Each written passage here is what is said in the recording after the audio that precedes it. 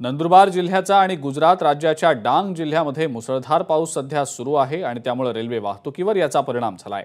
मुसळधार पावसामुळे रेल्वेच्या रुळांवर मातीचे ढिगारे वाहून आल्याने मालगाडी अडकून पडलेली आहे। तसंच आता प्रशासनाकडून मातीच्या या ढिगाऱ्याला उपसण्याचं काम सध्या केलं जात आहे। याचाच आढावा आमच्या प्रतिनिधींनी घेतला होता, आपण पाहूया।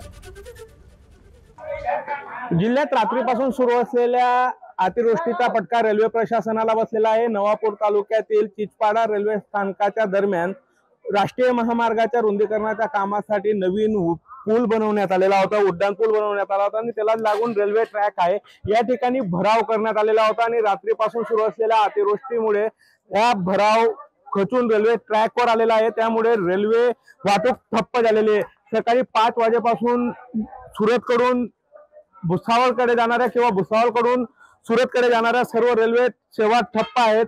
या ठिकाणी मोठ्या प्रमाणात प्रवाशांची गैरसोय होत आहे। अनेक गाड्या रद्द करण्यात आलेल्या आहे। ज्या ठिकाणी हा भराव खचून रेल्वे ट्रॅकवर आला होता तो भराव साफ करण्याचं काम या ठिकाणी सुरू आहे। रेल्वेचे कर्मचारी पहाटे 5 वाजेपासूनच या ठिकाणी कामाला लागलेले आहेत। मोठ्या प्रमाणात या ठिकाणी आता हा रेल्वे रूट साफ केला जात आहे। मात्र याला वेळ किती लागेल हा एक प्रश्न आहे। डाऊन मार्गावरची वाहतूक आता थोड्या वेळात सुरू करण्यात येईल अशी माहिती प्रशासनाच्या वतीने देण्यात येत आहे, कारण की डाऊन कडचा भराव काढला गेलेला आहे। मात्र अप मार्गावरचा रेल्वे रूळवरचा भराव तसाच आहे। तो क्लिअर करण्यासाठी आता किती वेळ लागतो हा एक प्रश्न आहे। तोपर्यंत सुरत भुसावळ मार्गावरची रेल्वे वाहतूक ठप्प राहील।